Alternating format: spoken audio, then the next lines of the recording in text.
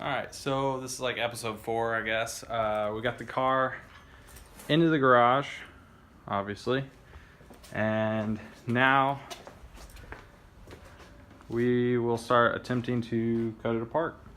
I've already removed the back glass. It's pretty easy to do. You can take a razor blade, like just a razor blade knife or whatever. If you're careful, you can work your way around it, then work right on the inside around it, and then start popping it out. I've done it several times, so I'm pretty good at it. But I have busted glasses in the past, so if you end up trying it, just keep in mind it can happen. So anyways, so this is it right here.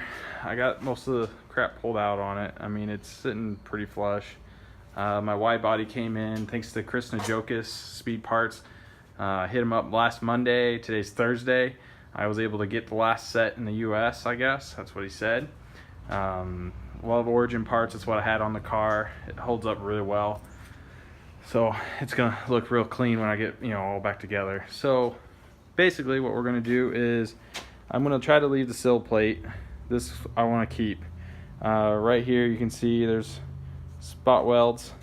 I like to bust these spot welds apart and then pull this out from behind it or under it.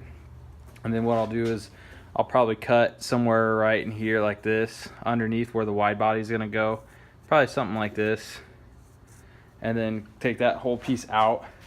And then what I'll do is I'll do the same cut on this car, and then slide it in there, and hopefully be able to line up the seam real well and weld it back together. Whether I weld the seam to seam or I overlap it a little bit, which doesn't really matter. It gets covered up, so who really cares? I mean, it is a track car. If you're trying to do a salvage rebuild on something, you obviously would want to come up all the way to here, drill out these spot welds, pop this glass out, do these spot welds, and then make your cut somewhere right in here.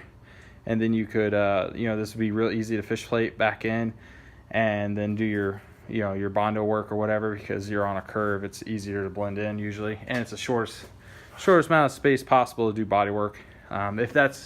If you're doing something like nice car build, like a street car or whatever you're gonna do, like I would cut there, and I'd probably come all the way up with these spot welds here, and then cut it down here in the floor.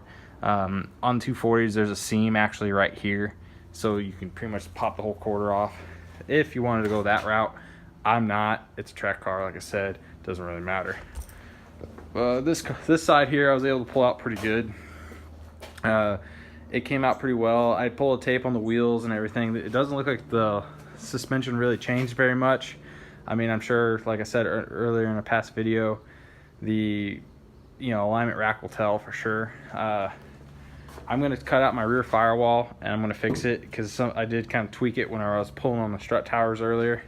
I had came through with a strap, wrapped around the bar, and then back through, and I was trying to tug on the strut towers of the winch a little bit because it looks like they moved just a hair, and I just wanted to try to pull them back to about where they were. I didn't want it to be too different than the original car. So pretty much that's where I'm at right now. I'm going to start cutting it apart within the next probably half hour. I was using my second video I posted was an hour long. It took too long, so I don't think I'm going to do a full-on like time-lapse type setup. What I'll do is I'll just kind of do a check-in for now and show you what I've done, what progress it is. I think that'll work better because no one wants to sit and watch like an hour-long how-to build whenever I'm just literally cutting metal and whatnot. So anyways, so this is episode 4. Hope you enjoying some of this. If not, I don't really care. I'm just doing it for fun. So see you in the next video.